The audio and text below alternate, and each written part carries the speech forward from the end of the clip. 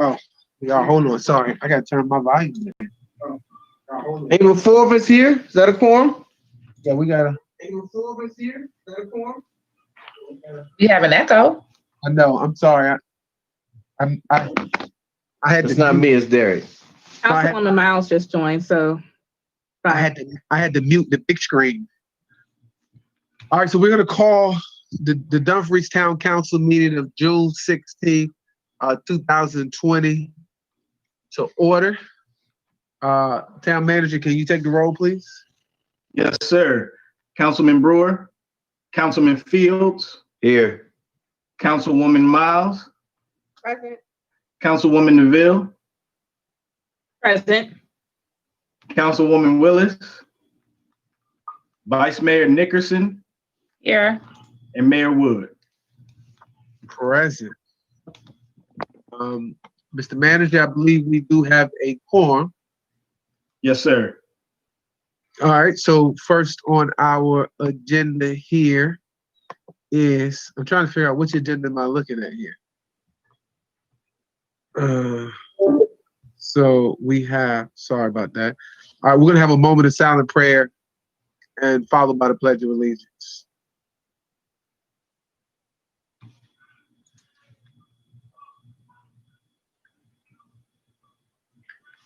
Amen.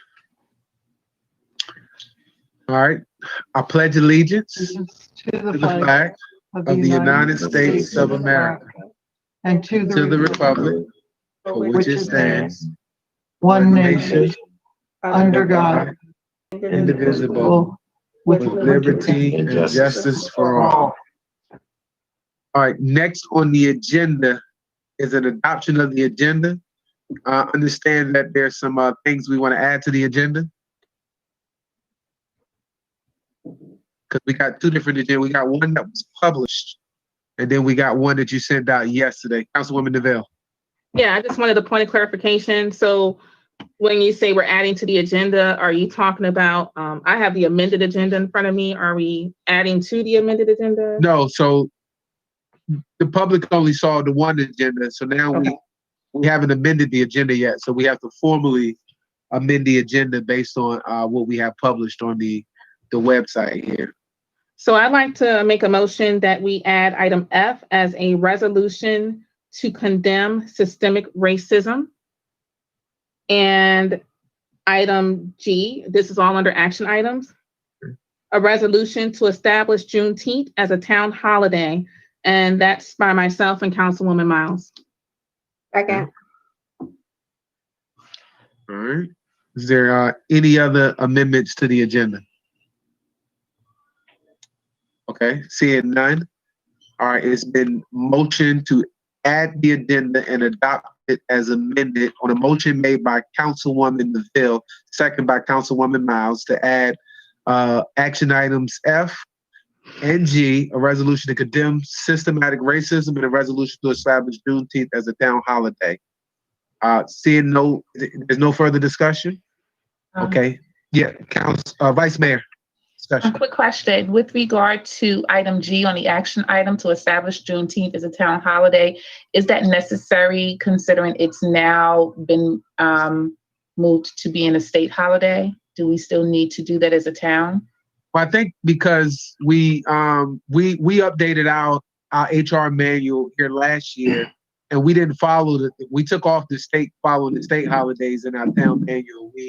We added Election Day as a holiday. I think we're the only ones in the state to do that, and we acknowledge Indigenous People Day instead of Columbus Day, and we got rid of the Lee Jackson holiday. And so, therefore, because of that, I think it's only appropriate that we make Juneteenth a national holiday. I would even say take 4th of July, but I'm not going to go that far.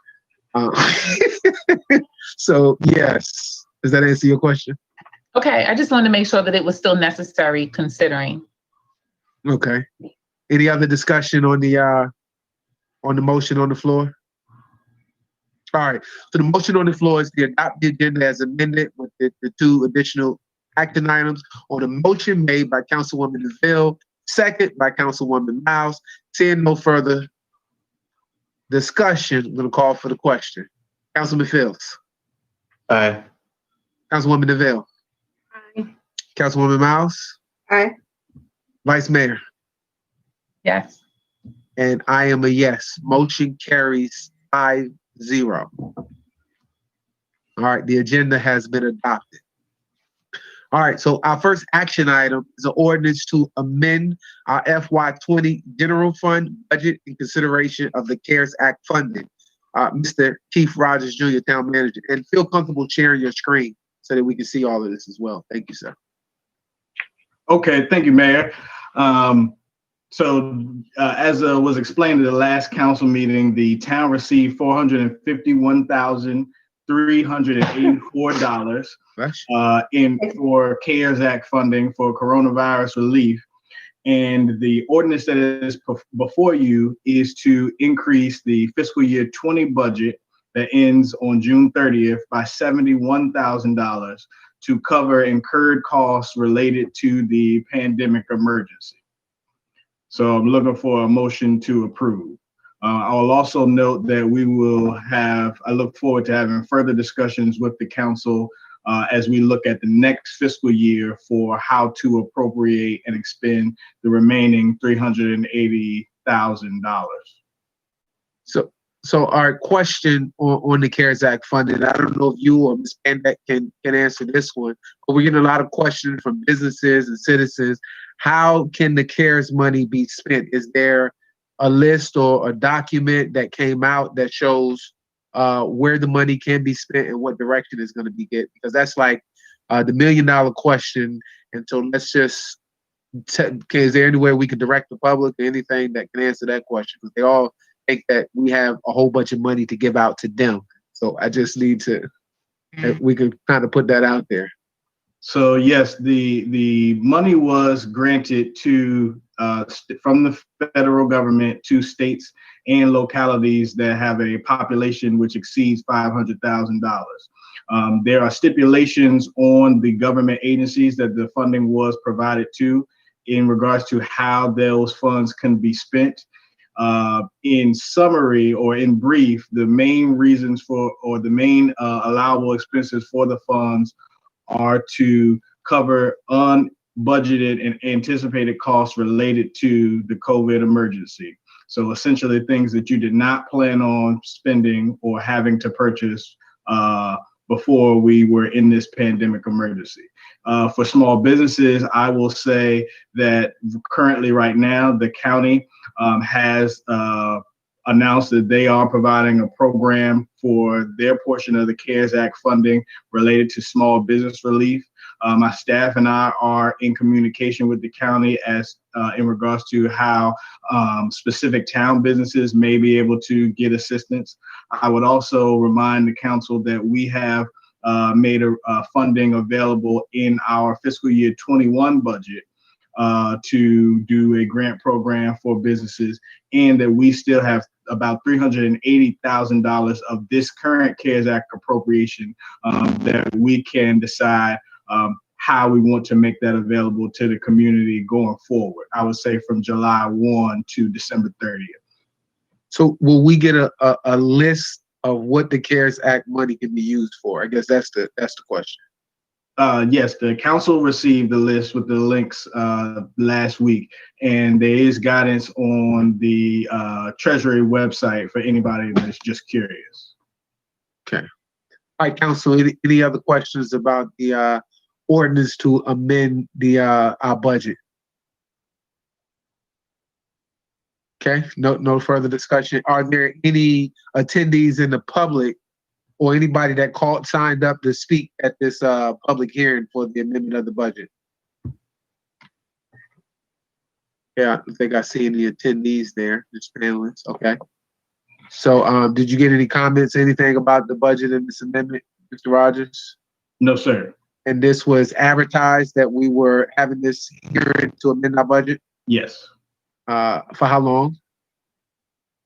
We scheduled the public hearing at the last council meeting. So it's been. I just want to make sure that folks know we properly advertise this budget. Yes, we're not just amending our budget, and we allow time now for the citizens to speak or to be able to provide their comment and their feedback as per required by state code. Absolutely. Absolutely. Okay, so we just wanted to make sure that was clear that, council was fully aware of what the procedure was in amending the budget. All right, seeing no further discussion, I'm gonna close the public portion of the comment and the hearing. If there's no more comment from the council, then we'll welcome a motion to actually enter into this ordinance to amend the FY20 general fund in consideration of the CARES Act funding. So moved. Okay, it's been moved by Councilwoman Miles. Is there a second? And Second by the Vice Mayor. Is there any other further discussion? All right, seeing none, there's a motion on the floor from Councilwoman Miles, second by the Vice Mayor, on the ordinance to amend the FY20 general fund budget in consideration of CARES Act funding. Councilwoman Miles? What? That's the question. Are you voting? How do you vote? Yes. The question has been called. Councilwoman DeVille. Aye. Councilman Fields. Yes. Vice Mayor Nickerson. yes. And that's a yes for me. The motion passes 5-0 to amend our FY20 money to appropriate CARES Act funding in the amount of $71,000. All right. Next on our agenda is a resolution to appoint Mr. Gary West to the Planning Commission. Mr. Will Capers, the floor is yours. You're on mute, Mr. Capers. Thank you, sir. Good evening, sir. Welcome to the. Yes, good evening, Mr. Mayor, Vice Mayor, and members of the Town Council. My name is Will Capers, and I'm the Director of Planning and Community Development for the Town of Dumfries. This evening, the Department of Planning present two resolutions for the Town Council to appoint and fill two vacancies within the town's land use committees. The first resolution for the Town Council is to appoint Gary West to the Planning Commission for a term to expire June 30th, 2023. Staff has carefully considered Mr. West's request and his prior service to the town as a former planning commission and other appointed positions on the town planning or land use committees. With that said, I am prepared to answer any questions that you may have regarding this resolution. Okay, are there any question on the resolution for Mr. Capers? Mr. Capers, I got a question. Did Mr. Gary West, did he resign or he's just asking to be reappointed? There was a little confusion. I got some emails and some calls about a resignation or not resignation. So do we have documentation that he resigned? Here, Mr. West resigned at a public hearing on the record back in the February Planning Commission meeting due to a change of residence. However, since then, he submitted a request to be reappointed, given that the move didn't go through because of the health situation. So he did officially resign. His term at the time also expired, but this request has been to be reappointed to the Planning Commission. Okay, understood. Council, any questions on the appointment?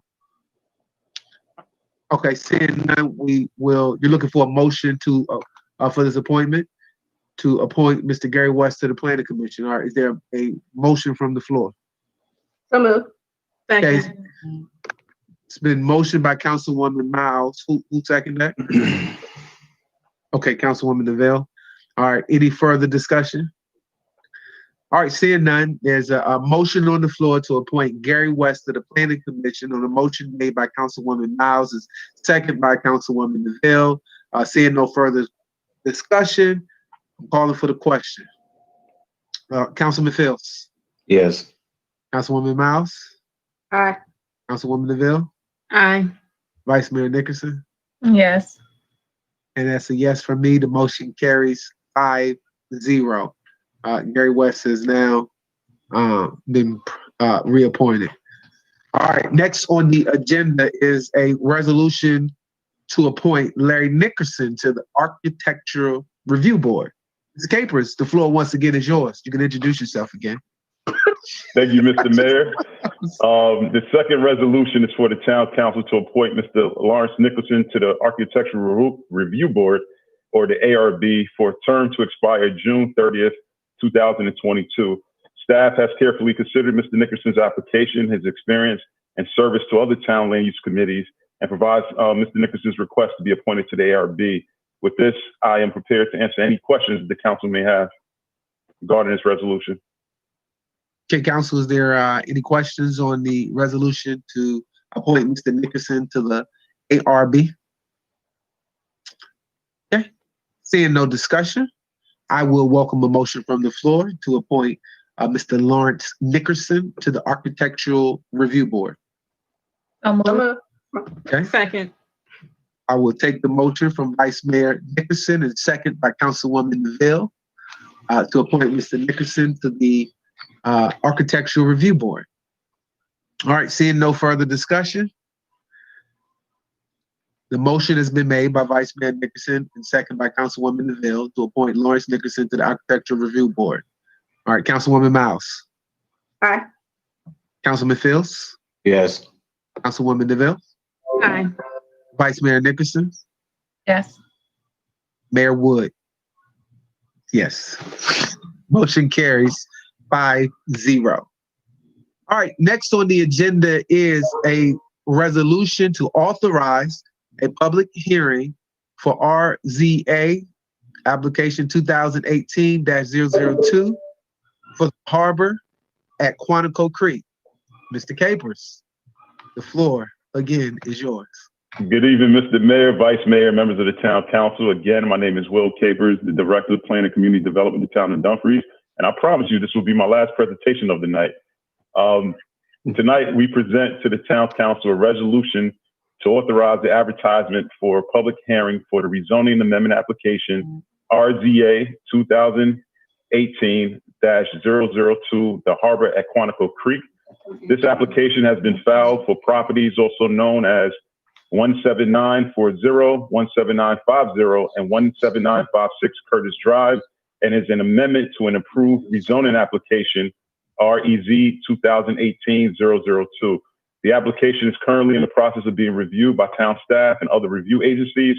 The intent of this resolution is to make council aware of the pending rezoning amendment application and for the town council to authorize staff to review and provide a recommendation to the planning commission and town council, and also for the town council to authorize the town manager to advertise public hearings for both planning commission and the town council.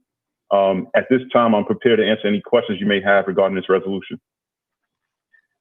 All right, so I guess a question, and I know it's probably not on the website anywhere, but where can people see the current plans and then how the rezoning plays into what they want to do? If I understand your question correctly, Mr. Mayor, are you asking the current approved rezoning application, are you asking if those plans are available to the public? Yeah, can they see the current plans? Is there anywhere on our website where they can go and see the current plans? We at this time, we don't have the capability of providing that information on the website, which is something that my staff will work on in the future. But if any, if a citizen or anyone from the public are interested in looking at any plans or documents that we review, they are welcome to, I guess, during this time, during the health crisis, to reach out to me via email or by phone call, and we can set up an arrangement to have these documents prepared and ready for them. Okay, and so which phase is this of the harbor at Quantico Creek are they looking at trying to rezone for? Mr. Mayor, this is actually, so back in 2018, the council approved a rezoning application for the harbor at Quantico Creek project. The applicant has since come back to request an amendment to the approved application to allow for increase in density and other changes to what was already approved. So this is an amendment to the approved application that was approved back in 2018. Yeah, and the problem, and I remember when community housing came before the council and we seen some of the initial designs, then one of the things we asked for, I didn't want more density. I wanted to see some commercial frontage on that property. And so it sounds like they want to get rid of more commercial and add more residential density to that project. What it sounded like to me. We were looking for that to be a whole, it was promised as this whole mixed use type of project. So I'm just curious to see this density that they're looking for, because I'm understanding now we have no commercial frontage on Route 1 whatsoever in this project. and this has all been kind of pushed back. So I'm just curious to see what their, what the recommendation is going to come back for this this planned mixed use development, this PMUD. So I'll give council way for any comments from the council or questions. Councilwoman DeVille. Just a quick comment. I do believe we are in a pandemic, and I agree with the mayor. I'd like to see this information to see what these changes look like.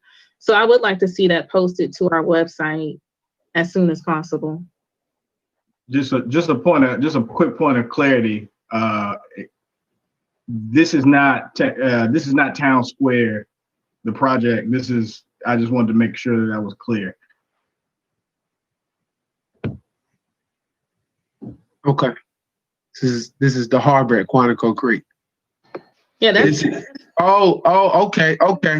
This is right next to the town hall. Yes, sir. This is right next to the town hall. This is the okay. Thank you, sir. It's different. Clear. I had to look back at it. This is they're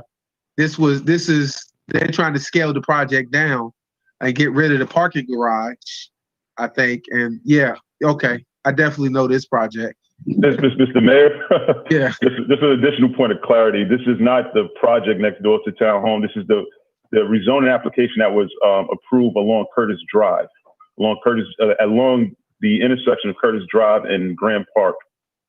By Prince William Estates. Yes. Okay. I got it. With the church involved. The senior housing? Sir. Okay. Okay. All right. I know which project this is. All right. Councilwoman DeVille. I'm sorry, I was muted. I just want to follow up what I said before, because that's where I thought the space was. But still, this exchange that just took place proves that we need this information. And if we need it and we're on the council, the citizens need to be able to see it too. Everything should be accessible as possible. I don't care to go to town hall and don't plan to anytime soon during this pandemic. So we need to make sure that we use the avenues that we have available, like our website and our social media outlets, and post this information so that people can see it. So I greatly appreciate if this information was made available for everyone to see, especially on our website and social media. That's all I have. So thank you. I will work with the town manager and see if something that we could provide in the interim during this situation. We will look into that. Yes, thank you. Mr. Capers and I, we will make sure that something has happened. Just for another additional point of clarity, the purpose tonight was to schedule the public hearing. So we understand that all of the documents are not here. This is step one. But we will absolutely make sure we use all mediums to get out the information. Councilwoman Mouse. Yeah, I would just like to say I would have some reservations about scheduling a public hearing at this time, because we are in the middle of a pandemic, and public participation for a project of this size is going to be down because we're not really getting the participation with people attending the meetings virtually. So if we're going to have a public hearing, I would be a little uneasy about doing that in 2 weeks. I would say if we're going to do that, we need to push it back at least maybe 30 days or so to see when we'd have more participation. Like, we really have to do some work to get the word out there, because I don't think we're going to have public input the way we would need public input for this project. Well, I think, and I want to add, I just want to echo the point that we still want to have a process that show we're doing business and we're moving applications and things for development and projects, that we're still kind of open for business, even on the limited. I think we've been working on this project now, it seems like over 2 years. I think is that right? This has been a 2 year back and forth, and we're just now getting to the public hearing stage. A point of clarity, and I apologize. As I've stated in my introduction, the intent of this resolution is just to make the council aware that there is an application that is currently pending. The public hearing that we have provided, the public hearing date, town council date, is scheduled for September 1st. Okay. This is just to get the process, as the town manager indicated, this to get the process started. This is a part of the overall review and approval process, is to have this introduced and authorized for a public hearing. Okay. Well, thank you for that because I'm comfortable with that because generally when we have a information item presented to us, the public hearing is like 2 weeks away. So I'm all right. I feel better about that. Thank you. I didn't see that date. That date wasn't written in my resolution, so I didn't see that date unless you just had it in your report, so I didn't hear it. Is the date on your resolution, Mr. Rogers, for September the 1st? Mayor, again, this is back to making sure that the council is aware before we send applications through the other process. So that's why I said this is step one. So once we, if it's council's pleasure to approve of step one. No, I got it. I was just asking about the public hearing date. I was trying to figure out what is September 1st date. Sure. That's the only. Yes, That's sir. all. All right. I'm just looking for the date. Okay, so September the 1st works. All right. So you're looking for a motion authorized to advertise a public hearing on the rezoning amendment application for the Harbor at Quantico Creek 5 for properties 17,940, 17,950, and 17,956 Curtis Drive for planned mixed-use development district. That's the motion you're looking for, Mr. Capers? Okay. All right. Is there a motion on the floor to authorize the town manager to advertise that public hearing? So moved. Okay, it's moved by Councilwoman DeVille. Second. Okay, second by Vice Mayor Nickerson. All right, so any other discussion or debate on the motion? All right, so seeing none, there's a resolution authorizing the town manager to advertise the public hearing for the rezoning RZA 2018-002 stated properties of the planned use of mixed development on a motion made by Councilwoman DeVille and second by Vice Mayor Nickerson. All right, Councilwoman Miles. Yes. Councilwoman DeVille. Aye. Councilman Fields. Yes. Vice Mayor Nickerson. Yes. Mayor Wood, that's a yes. The motion carries 5-0. Thank you, Mr. Capers, for your thorough presentation and introduction. Next on the agenda is a motion to direct the town manager to work with Prince William County to provide a remote social services location within the town. Councilwoman DeVille, the floor is now yours. Thank you, Mayor. I'll be brief because I touched on this before when we were planning to meet with the district supervisor. And then Corona happened, so everything was kind of pushed back. But this is very urgent because it's all about removing barriers and creating access to opportunity.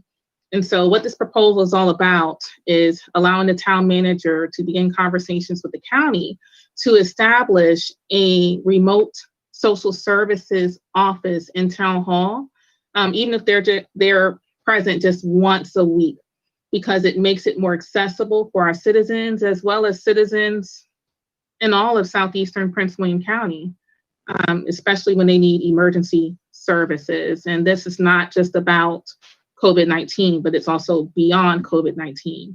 It's not easy for everyone to get to Ferlazzo, but since we are in this state of emergency, it's difficult. Some people cannot get on the bus. Some people don't have enough tokens to get in the cab. And even if they're doing that, they're putting their health at risk. So this is all about allowing the town manager to begin this conversation to create a remote social service office from Prince William County in the town of Dumfries, where we have ample space to do so. And I'd like to go ahead and make the motion to direct the town manager to work with Prince William County to provide a remote social services location within the town. Second. All right, so there's a motion on the floor from Councilwoman DeVille. It's been seconded by Councilwoman Miles to direct the town manager to work with Prince William County to establish a social services program in the town of Dumfries. All right, discussion, debate on the motion. Councilwoman DeVille? I just want to clarify the way you read the motion, just to make sure we're clear. It's not to establish a social services program Okay. serviced by the county, but it's all about accessibility. So having an office in town hall. We're not creating a social services program. So the motion is to direct the town manager to work with Prince William County to provide a remote social services location within the town. Got it. All right. All right. Any discussion on the motion? So the question is, so just to have an office and just to bring services here once a week, I guess, for clarity. All right. And some of the services that they're already giving at Palazzo, because we got a Centera, we got a public health facility here to try to bring that over here to the town hall. Exactly. I think that's a great opportunity, and it's a worthy cause, and I think we can even find some office space in our own office building. So yeah, I think this is a worthy initiative for our town manager to pursue. I'm in support of that. All right. Any other further discussion on the motion? All right. So seeing none, the motion on the floor is a motion to direct the town manager to work with Prince William County to provide a remote social services location within the town of Dumfries. On a motion made by Councilwoman DeVille and second by Councilwoman Miles. All right, Councilman Fields. Yes. Councilwoman Miles. Yes. Councilwoman DeVille. Aye. Vice Mayor Nickerson. Yes. Okay, and Mayor Wood, that's a yes. The motion carries 5-0. All right. Next on the agenda is a resolution to condemn systematic racism. All right, Councilwoman DeVille, the floor is yours. Thank you again, Mayor. This is in light of everything going on in the world. COVID-19 has been a soothsayer, and a lot of things that were lying under the rocks are now clear as day for everyone to see. So I'm going to go ahead and read this resolution that I'm proposing to condemn systemic racism.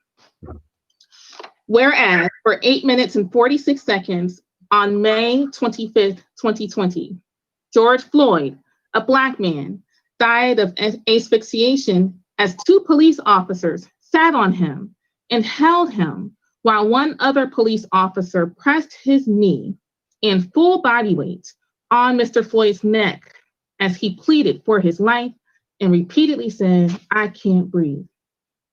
Whereas the murder of Mr. Floyd ignited nationwide protests demanding justice for Mr. Floyd and an end to police brutality against Black and Brown people. Mr. Floyd's murder follows the murder of Eric Garner, Dominique Clayton, Tatiana Jefferson, Yasin Muhammad, Breonna Taylor, and countless others at the hands of police.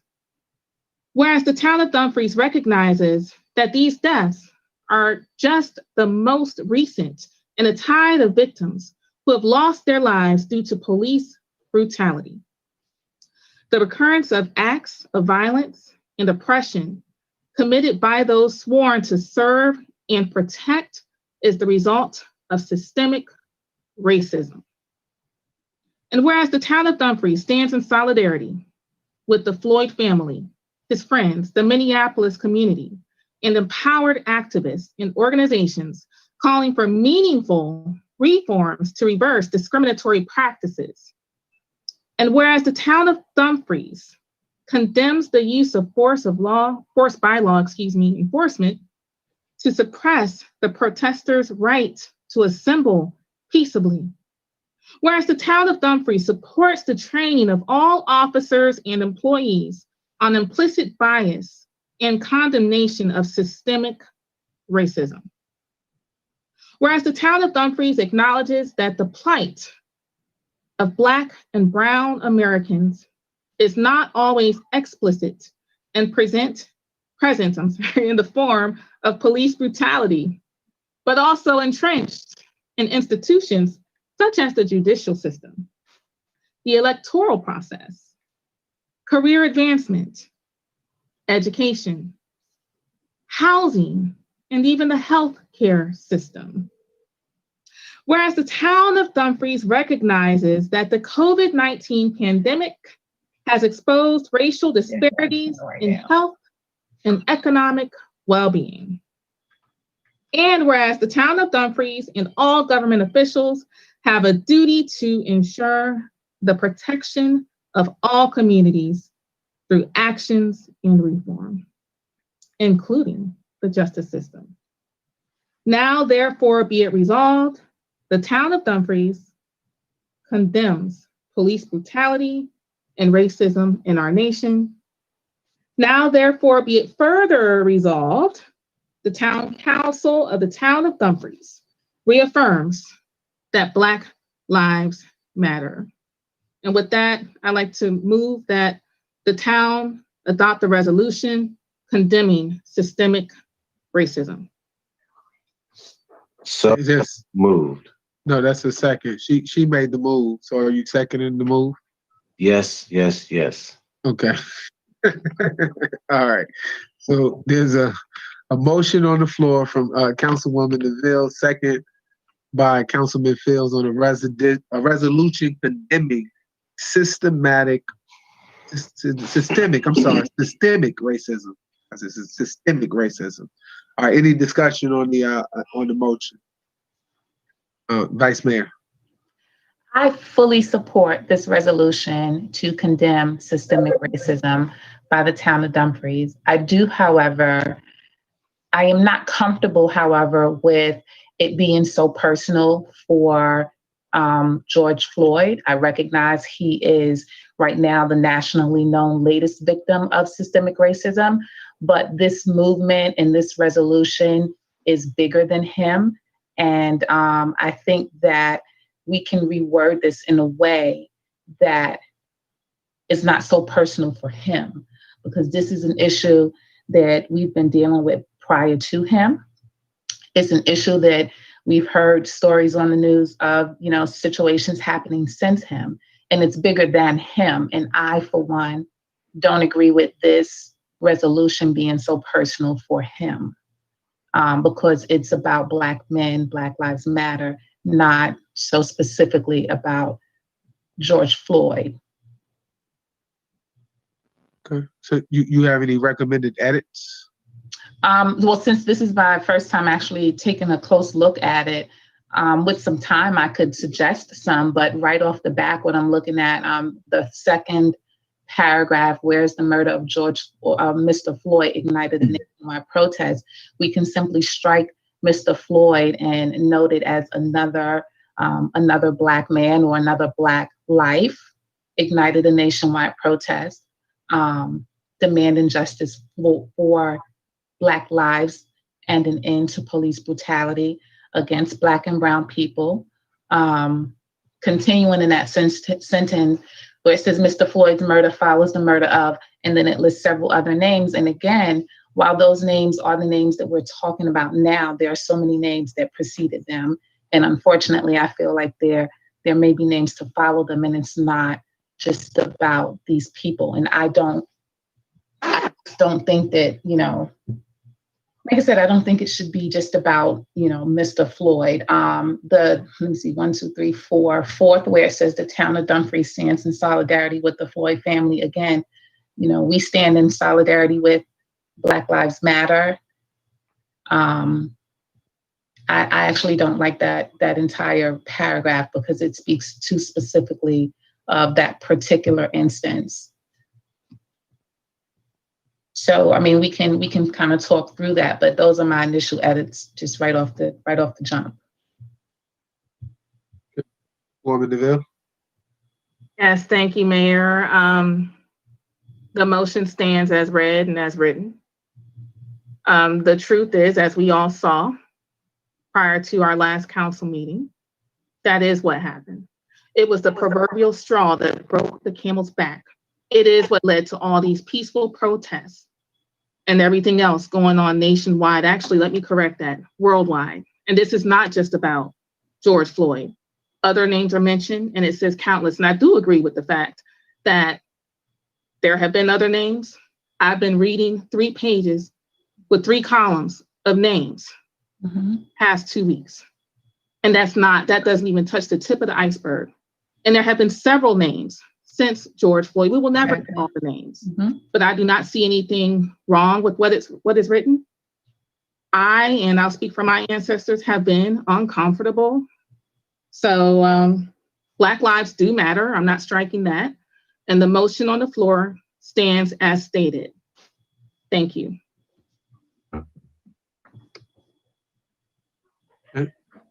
Is there any other discussion on it? And, I mean, this is a great healthy dialogue. Initially, when NVRC went to write their resolution from all the mayors and chairs, theirs were worded very generic in a matter that we value all life, and I kind of chimed in and said, what we're doing right now is like, I'm in trouble. My house is on fire, and we're all on the same block, right? And the fire department is coming, and you're trying to stop the fire truck from coming to my house because you're like, all these houses matter, but your house isn't on fire. And so we put that directive out there to say, hey, this is the one that's on fire. This is where the systematic racism has been in place for all of these years, and we're screaming to the people that Black Lives Matter, and that resolution was written in this fact that they had they clearly stated from the beginning that Black lives do matter, and it was a statement I was proud to make sure that it was put in there on behalf of all the mayors and chairs and the whole regional commission. And so I think that is a very powerful statement to make, and not just to be generic, right? Because if you want brain surgery, you don't go to a general, somebody that specializes in everything, but you go to somebody very specific. And we're speaking to a very specific system of racism that's been going on in the very essence of when the forefathers wrote the Constitution and was writing in the 30th year. All of this was going on to have slavery or not have slavery when they were fighting for seats in the House of Representatives. Well, are we going to count all our slaves, or are our slaves going to only be counted as 3/4 of a person so that we don't have that many representatives sitting up in the House of Representatives for the state? So systematic racism has been written into the very fiber and ethics. And so I think this is a very bold statement to make, to be able to say, yeah, this is what we're stamping out. So, I can definitely support that. Vice Mayor. So I don't disagree with anything that you've said. I don't disagree with what Councilwoman Miles said. I am not by any stretch of the imagination saying all lives matter.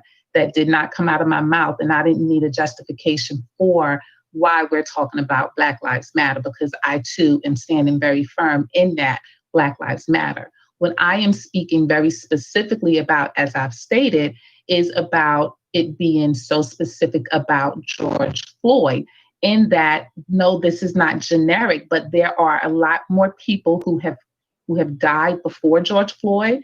There are people who have died since George Floyd. And unfortunately, probably more yet to come. And so while I support what we're saying here, and it is about Black Lives Matter, I'm just looking for it not to be so specific about George Floyd. Most of what's being said here is speaking specifically about him, and it's not just about him. It's about all the others who have come before him and since him.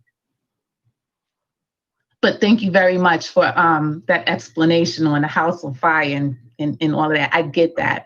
But you totally, I don't know if you missed my point or you felt that needed to be explained for those who did not. Yeah, I thought you said that you didn't like that whole last paragraph or something. No, I did not. I was talking about the first paragraph. And what I said was that the first paragraph is too specific for George Floyd. And my edit said the murder of Black lives ignited a nationwide protest. And I also talked about just subbing out maybe where it says Mr. Floyd for Black lives and that Black lives matter.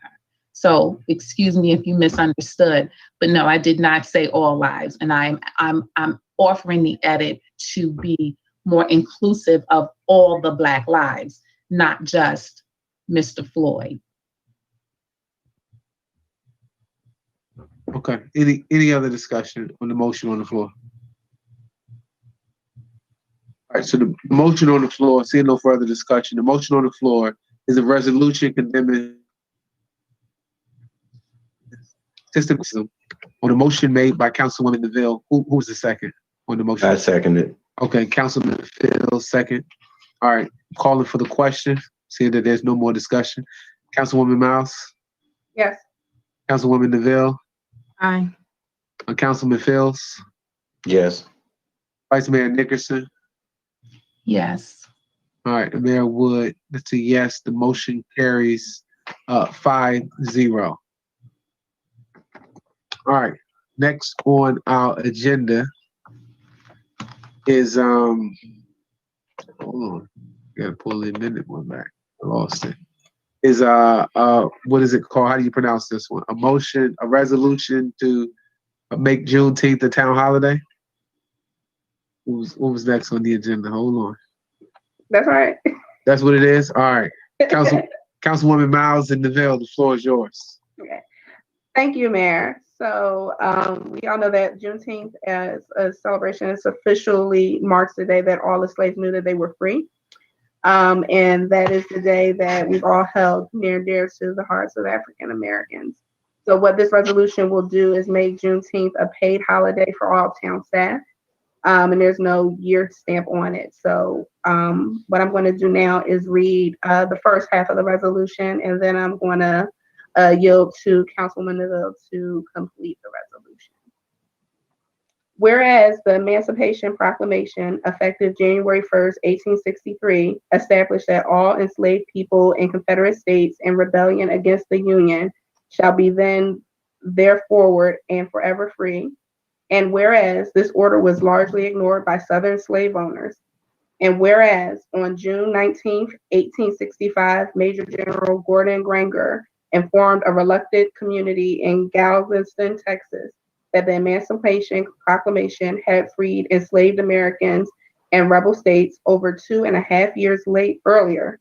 And whereas on this date, Major General Gordon Granger's General Order Number 3 was read to the people, announcing in pertinent part that the people of Texas are informed that in accordance with a proclamation from the Executive of the United States, all slaves are free. And whereas this announcement resulted in widespread celebration amongst freedmen and women. Whereas descendants of African slaves continue the tradition of celebration each year on June 19th, recognized as Juneteenth, a celebration of liberation from chattel slavery. And whereas the town of Dumfries recognizes the significance and importance of Juneteenth, now therefore be it resolved, the town council of the town of Dumfries declares Juneteenth as an official holiday in the town of Dumfries. Now therefore be it further resolved, Juneteenth will be added to the paid holiday calendar for town employees. While I have the floor, I'll just go ahead and make a motion that the town council adopt the resolution to recognize Juneteenth as a town holiday. second.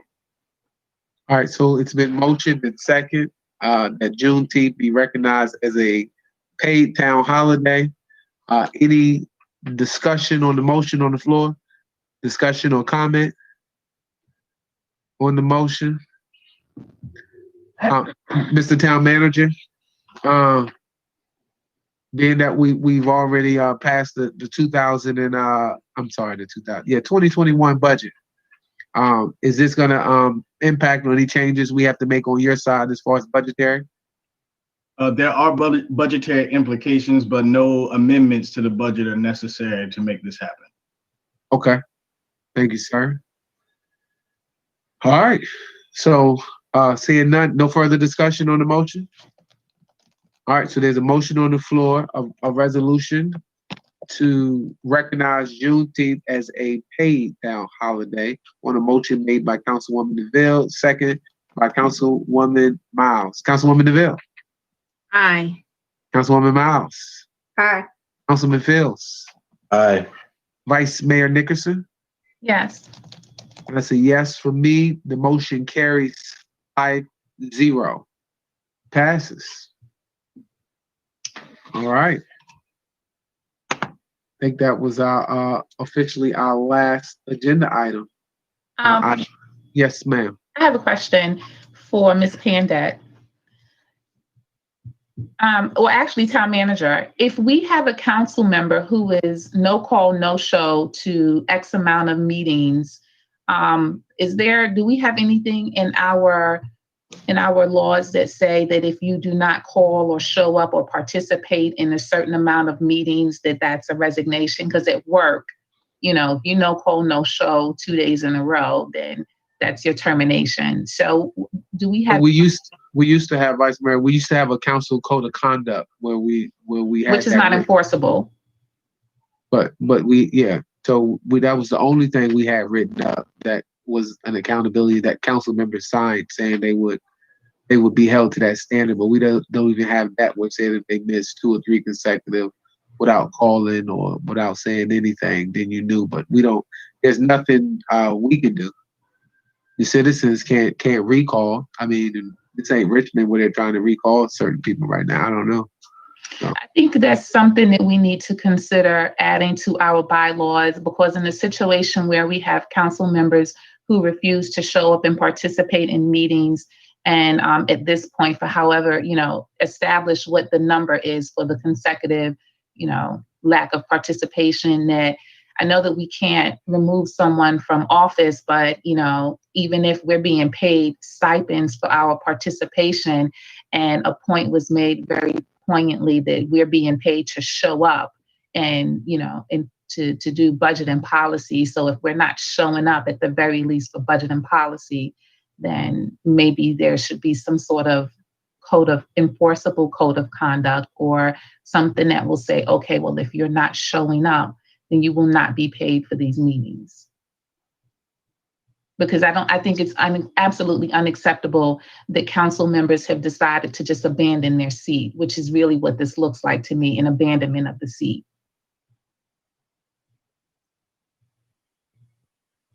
Mr. Mayor, just if I might, just very briefly, Yes, ma'am. if the council wants to look at a code of conduct, or along the lines that Vice Mayor Nickerson has articulated, you can certainly look at that. I think it was accurately captured, but I want to make it really clear that the council does not have the ability to remove from office a council member by virtue of their absences.